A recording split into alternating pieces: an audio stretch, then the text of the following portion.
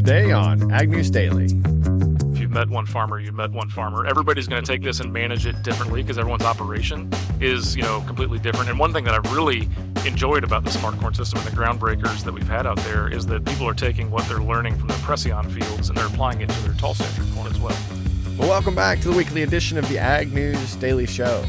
I raised my chair all the way up, so I'm finally taller than Delaney. You're not that tall to begin with, Tanner. Sorry to tell you. I did intentionally, though, hit that lever to get her all the way to the top. About ready to start harvest here in central Iowa. There's combines running across the Midwest. So let's take a look at the weather. We had two cold fronts that are set to move in through this Midwest region over the next few days. Should bring a couple of rounds of showers. While crops could still use some rain, it's getting late into the season, except for those fields that were planted late or had to be replanted after some of those wet conditions this spring. But behind those fronts, temperatures will drop well below normal. The northern Minnesota and Wisconsin areas are possibly going to see frost over the next several mornings. If frost develops, that could be unusual. It would be unusually early and could end the growing season ahead of schedule for some of those crops. In the last 10 days, we have ranked among the top 5 coldest finishes to August on record for much of the eastern two-thirds of the U.S. Eric Snodgrass had mentioned in his weekly weather report, another strong cold front is expected to move in Tuesday through Thursday across the northern plains into the Great Lakes, Midwest, and Northeast region. That system will bring overnight lows into the 30s around the Great Lakes. Widespread frost will be in Ontario and even some snow. I'm getting cold just hearing this. The biggest concern we have moving into September is expanding drought areas. Across large parts of the U.S. and Canada, August rainfall was well below normal, with many regions seeing one of their driest Augusts in more than a century. The Mississippi River at Memphis is now at 8 inches above the low stage, while flash drought continues to intensify in Illinois, Indiana, the Mid-South, Delta, Ohio Valley, and Northeast. So never thought I'd be saying drought after all the rain we got here locally. Do you think we're going to have a wet fall or a dry fall? I think that's the question. It feels like it could be wet in our region, but we keep getting rain.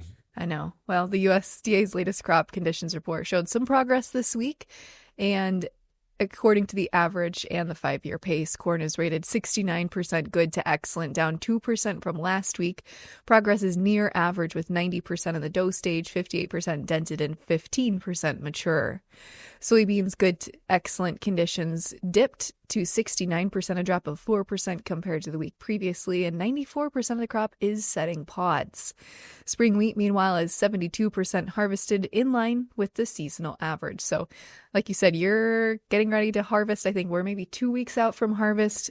Combines are going to be rolling real soon. They are. A federal district court of Louisiana has vacated a portion of the 23 Adverse Act wage rate rule, specifically for H-2A disaggregation rules earlier this week. That rule would have required farmers to pay different wage rates based upon job functions within the H-2A seasonal program. The court's decision means the Department of Labor will now need to provide further guidance. American Farm Bureau President Zippy Duvall says that the rule created an unfair wage structure that forced farmers to pay for work not typically performed. He emphasized that farmers value their employees and support fair wages, but argued the rule didn't align with compensation with the work that had been done. John Walt Boatwright, the Director of Government Affairs at Farm Bureau, called the ruling a big win for agriculture, especially for those small family farms. He also stated the Labor Department's rule would have been very costly, with their Farm Bureau economics estimating 2 to 3 times the financial impact on smaller operations compared to larger farms. More updates to come on what the next ruling is there. Yeah. Well, the EPA this week has withdrawn proposed revisions to federal wastewater regulations for meat and poultry processors. Administrator Zeldin signed the action on August 30th, with the agency concluding that existing rules under the Clean Water Act are already effective. The meat and poultry products Effluent Guidelines, first issued in 1974 and last updated in 2004, currently apply to about 180 facilities nationwide. The proposed changes would have expanded oversight to as many as 1,600 facilities, creating significant new costs for the industry and those facilities. An economic impact analysis commissioned by the Meat and Poultry Products Industry Coalition found that the EPA had underestimated potential closures, raising the estimate from 16 to 74 sites. However, those closures will not occur because the EPA formally withdrew the rule revisions this week, preventing the stricter guidelines from taking effect. Industry groups welcome the decision. The National Chicken Council said EPA recognized that plants are already heavily regulated and warned the proposal could have led to closures, job losses, and higher production costs. EPA says its multi-year review found current wastewater standards remain protective without additional restrictions. And the other thing I think about it is it probably would have pushed consumer prices up once again at the grocery store. Exactly. Well, we have now WOTUS news. The Trump administration is preparing to propose a new Clean Water Act rule that would significantly narrow the federal protections for wetlands. According to an internal EPA presentation obtained by Politicos and EE News last week, wetlands would only qualify for regulations if they held surface water during a wet season and were directly connected to a river, stream, or other body of water that also flows during that period. Fewer permits would be required under this change, which aligns with the 2023 Supreme Court ruling in Sackett versus EPA that limited protections to those wetlands with a continuous surface connection to relatively permanent waters. Again, EPA Administrator Zeldin said that the agency is in its final stages of reviewing those proposed Waters of the U.S. rules. Speaking at a federal issues forum hosted by Senator Pete Ricketts late last week, he said that the draft is now undergoing interagency review and should be available for public comment in the coming weeks. Zeldin also spoke and told Brownfield that he wants to establish consistency across the country by adopting one clear definition of what waters are covered. He said, "We want to get it right." Once the proposal is released, Zeldin is encouraging farmers and ranchers to weigh in during that public comment period before that rule becomes finalized, giving us all the chance to review and comment.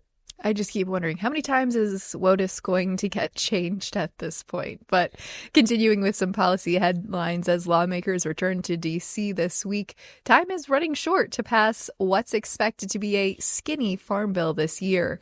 Industry groups are urging Congress to approve critical farm and nutrition policies, but some lobbyists expect talks may stretch into next year. House Ag Committee staff are still drafting the bill, and contentious issues remain, including California's Proposition 12, hemp regulations, and pesticide provisions. Farmers, of course, are watching closely as record-high corn and soybean harvest production approaches. Industry representatives say supply chain disruptions like low water levels on key rivers such as the Mississippi and export challenges, especially to China, make a timely farm bill more critical for stability and profit. Lawmakers also await nonpartisan Congressional Budget Office estimates before finalizing that spending.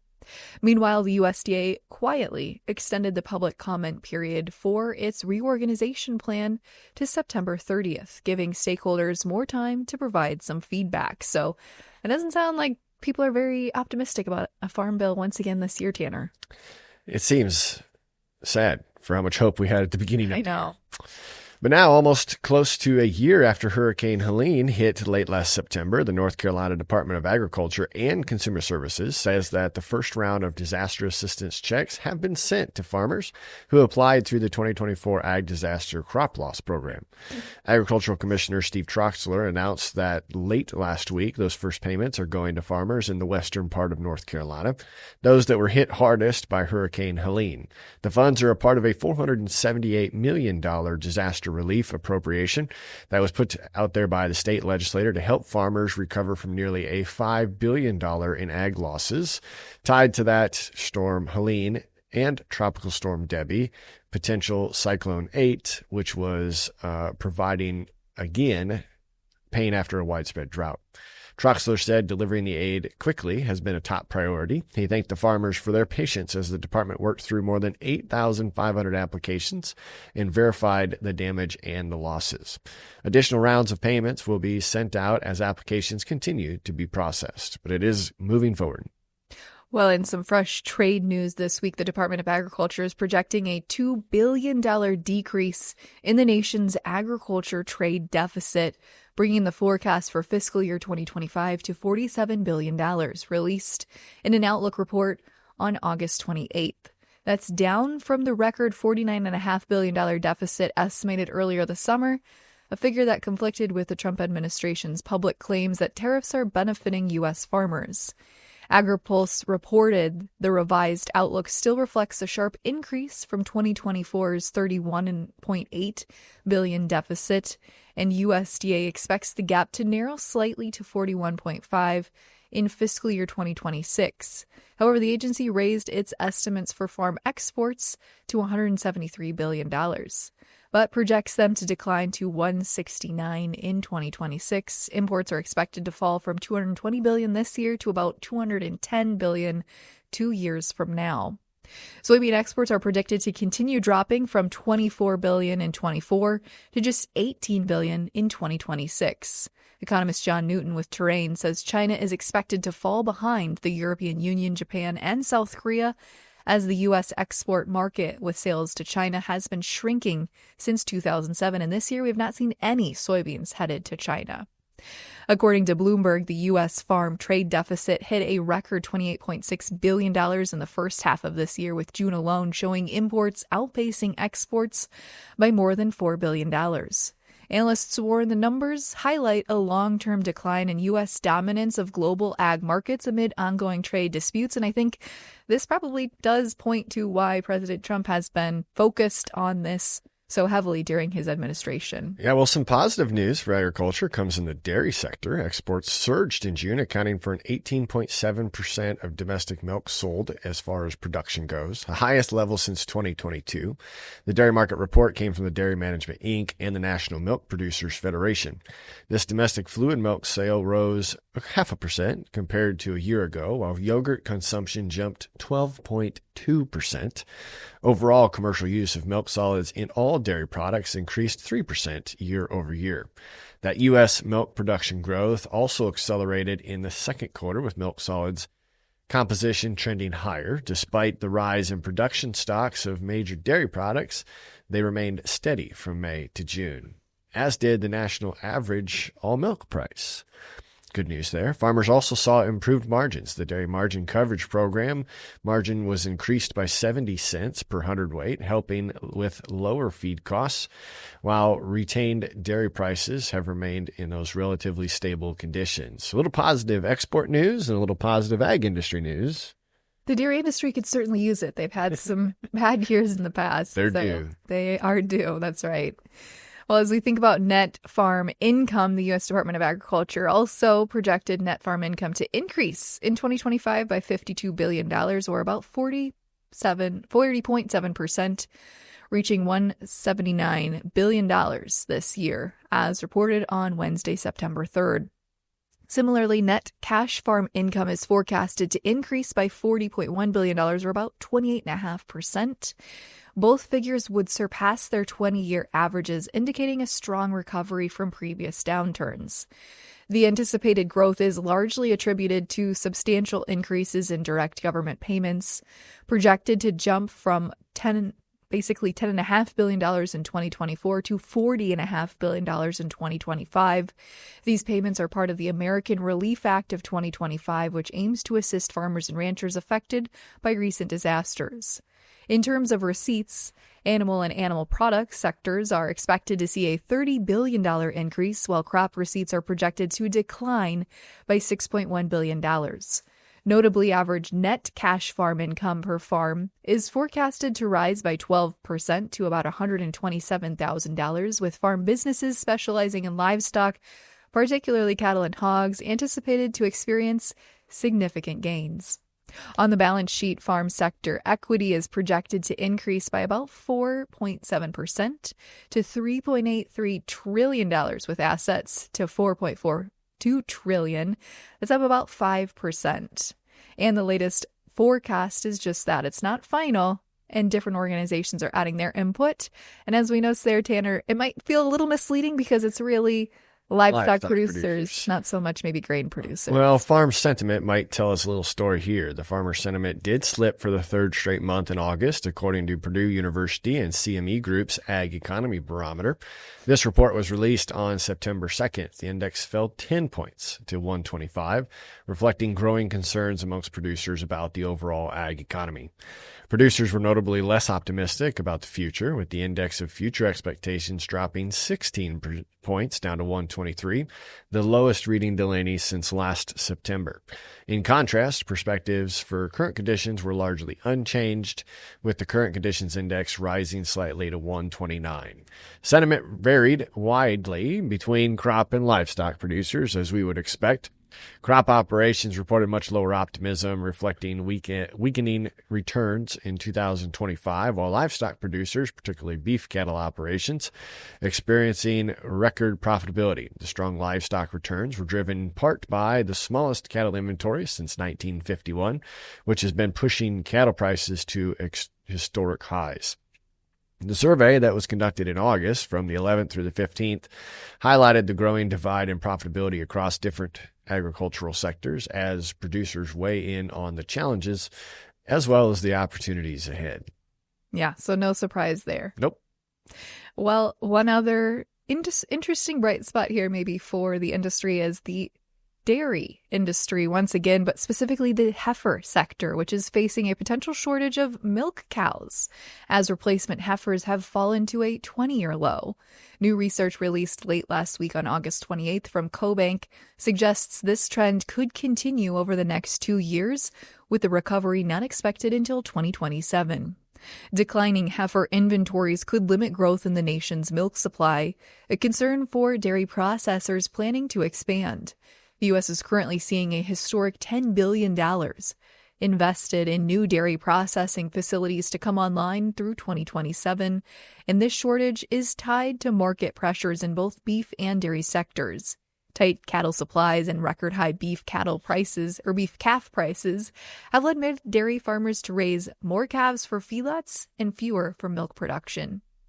Early in this trend, producing dairy heifers was a money-losing proposition with low heifer values and high rearing costs, discouraging farmers from expanding the milk herd. Industry watchers say the shortage could affect milk production and dairy markets as well as prices in the coming years. So, mixed bag there for dairy producers. That's right. This next headline is baffling to some based upon the rain we've had in the Midwest, but the lower Mississippi River could face low water conditions this fall. This is raising concerns about restricted barge transportation. Despite healthy rainfall across most of the Midwest this spring and summer, August has been unusually dry, particularly in the states that feed the Ohio River. Mike Steenhoek, the executive director of Soy Transportation Coalition, noted late last week that river levels at the St. Louis area are currently only 8 feet higher than the same date last year, and Memphis is only about 4.5 feet higher, as hinted at earlier. However, the trend is downward, and the historically low readings in both of these locations over the past year have showed just how vulnerable the river is when we get to these dry conditions. The U.S. Army Corps of Engineers says that roughly 60% of Mississippi's water volume south of Cairo, Illinois, comes from the Ohio River. Low flows there are often translated into reduced water levels downstream, demonstrating the principle that you are only as strong as your weakest link in river transportation. Higher water in one area does not prevent restrictions in another. Any limitations, Delaney, on barge traffic could complicate moving the projected large corn and soybean harvest to ports, particularly as soybean exports remain weak, especially to China. Steenhoek emphasizes that the supply chain should support profitability, but may become an obstacle, and low water levels could add to further stress on farmers as this fall harvest begins. Yeah, could add some additional transportation costs, which might continue to unfortunately deflate prices. Well, before we get into this week's interview, we wanted to recognize two leadership changes within the ag sector. The National Pork Board has named David Newman as its new CEO. Newman formerly was a senior vice president of market growth at NPB. He holds a doctorate in meat and animal science from North Dakota State University. The NPB board president, Gordon Spronk, praised Newman as a leadership-oriented, producer-focused, and outcomes-driven individual. Lots of hyphens there, big accolades for Newman. He emphasized that he is committed to supporting pork producers and expanding demand for U.S. pork. Well, we also saw Landis, Iowa's largest farmer-owned cooperative, maybe shifting winds as well as they've appointed Eric Heismeyer as their new CEO effective September 3rd.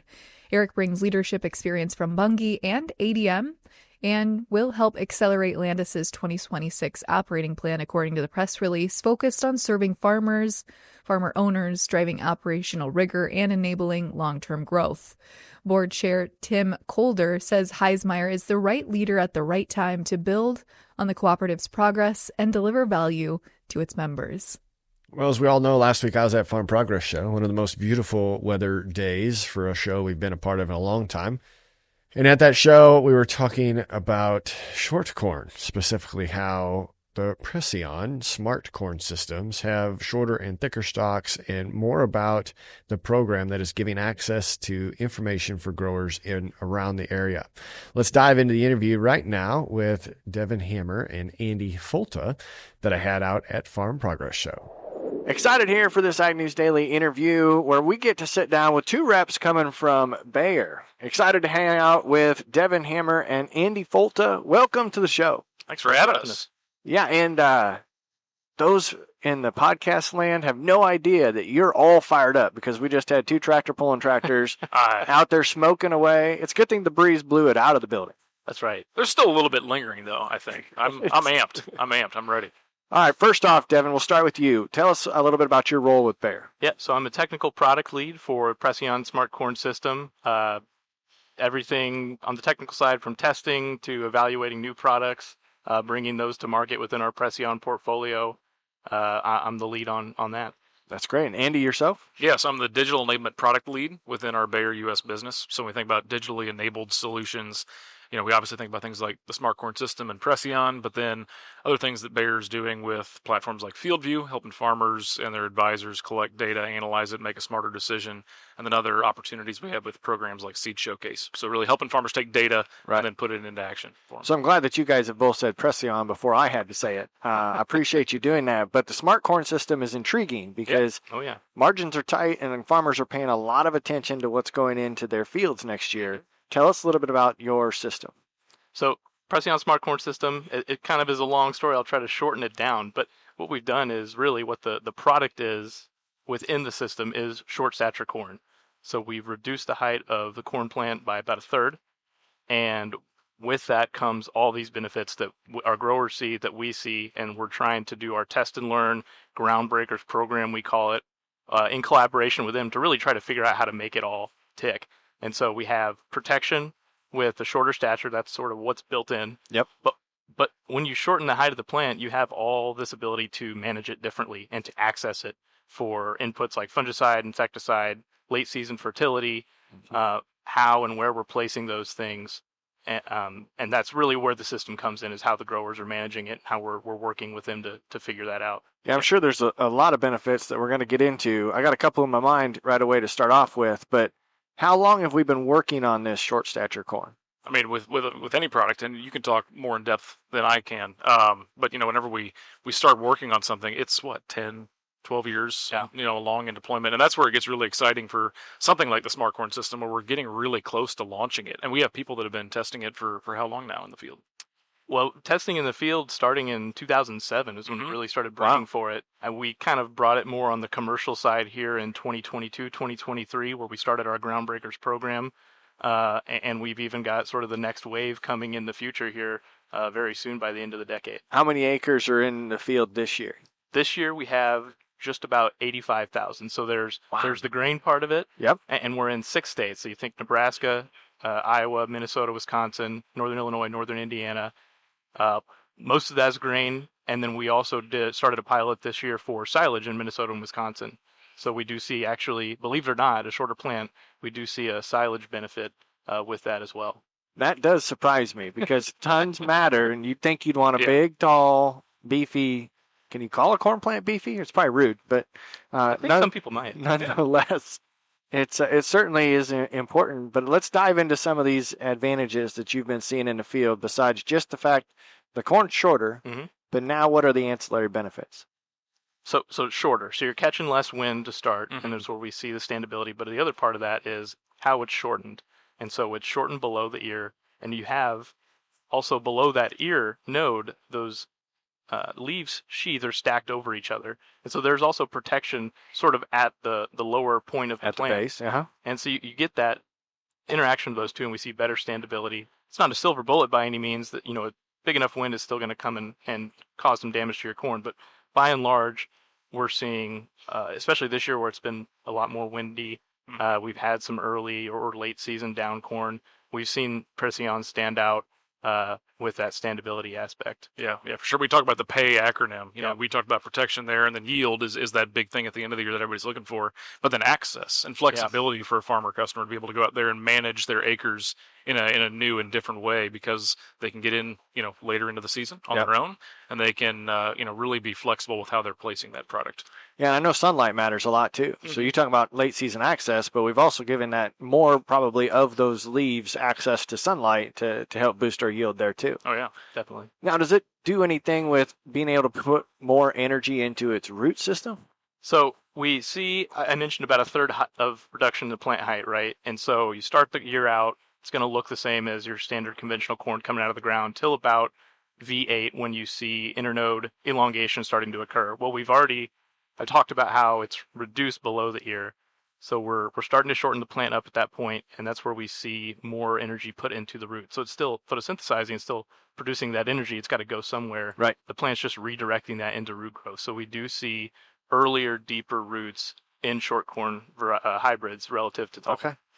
And that probably makes a huge difference when we get into seasons that have unique stress events. Now, Oh yeah. we don't have a growing year that's the same as the year before, and this year's been unique in central Iowa with the amount of rain that we've had. Yeah. But I'm sure that this helps too when it comes to crop stress. Oh yeah, and you think about, you said it, every year is different. There's the only consistent thing is that there is inconsistency in farming, and that's another great thing about the Smart Corn system is that you've got a deeper root system, you've got a plant that can withstand the varying weather events that we keep having in the ag industry, and it gives flexibility to that farmer to know that they're protected, but they're also going to be able to have a really robust product at the end of the season.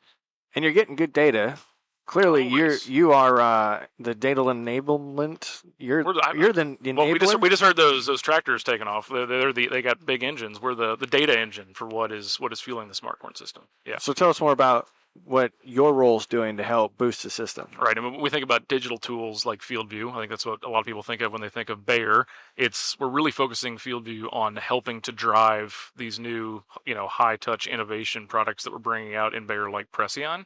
And, it's more than just collecting and analyzing data. Farmers have been doing that for years or decades in some cases. But now we're taking that, and how do we help you, utilize the products that you're buying in a more efficient way? We, send out Preceon with a recommendation for that farmer to put this product at this rate on this field because it has a high chance of success, and you'll see the maximum benefit. But then also connecting it more than just, an ancillary experience for that farmer, but also connecting it to, their trusted advisors or their Bayer field reps. A great part of the Smart Corn system is that it's that white glove experience.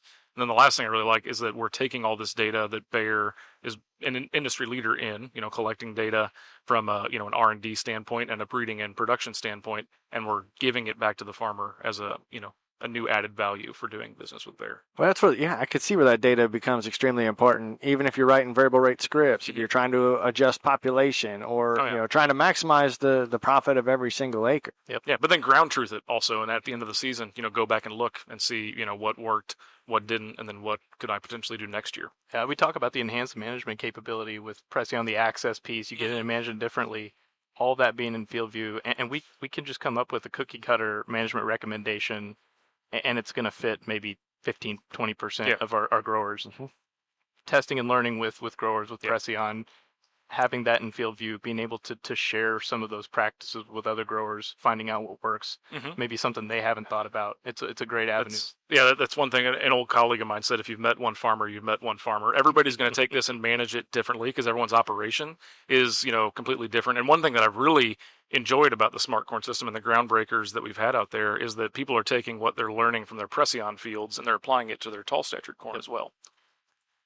Oh, I didn't think about that, but that would make complete sense. If you're able to collect that data across your farm, you can continue to apply that in different situations. But I just popped my mind when you were talking about different ways that you can manage that crop in season. Are we trying different populations with this shorter corn? So we do have with the concept and with these plants, they do tend to respond to higher density, so they're a little more fixed. Right now, our groundbreaker growers are planting at an average of 39,000 plants per acre, where their standard corn is at 34 to 35,000. And so we do see that response to higher populations, higher management. And if we didn't talk about this yet, but narrow row spacing can be a big component of that. It's not something we're necessarily push our growers towards. It's not required, but we've got data both internally and partnering with places like University of Illinois, Purdue University, where they see that big benefit as well. Well, I don't want to cut either one of you off, but now I'm really curious as to what's in store for next year and the years beyond.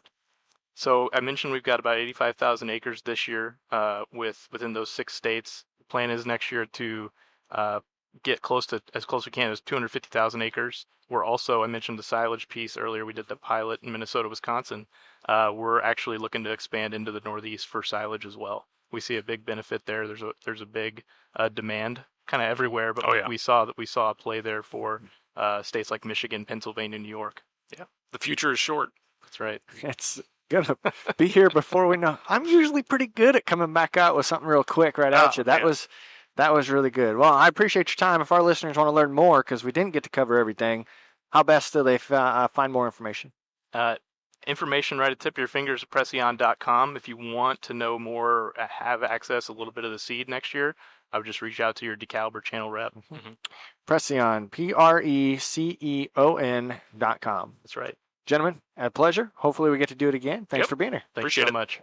It was always neat to catch up with those two guys. Very passionate and a lot of great information to share with our audience. But Delaney, how have markets been doing this week with a holiday on Monday? Yes, well, with the holiday shortened week, of course, markets were closed on Monday. And following that, we have seen a lot of pressure in the grains this week. Corn and soybeans both hitting some not quite new contract lows. Next week, we have the September WASDE, where we're seeing a lot of anticipation over whether those yields will reflect the yields we saw on the Pro Farmer Crop Tour.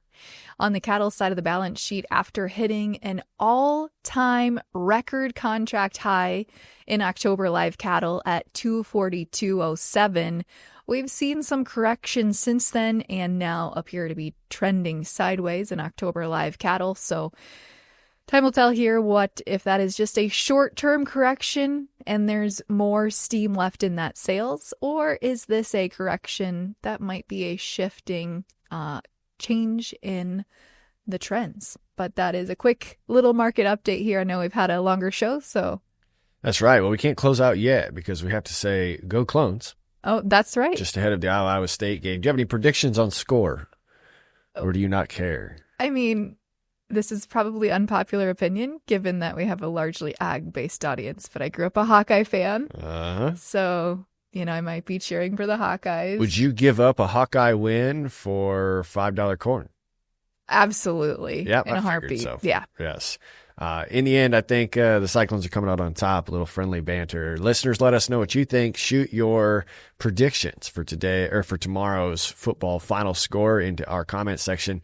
We always appreciate you. You can find us everywhere on social media. Hit subscribe and share with your friend. But what do you say, Delaney, for today? Should we let him go? Let's let him go.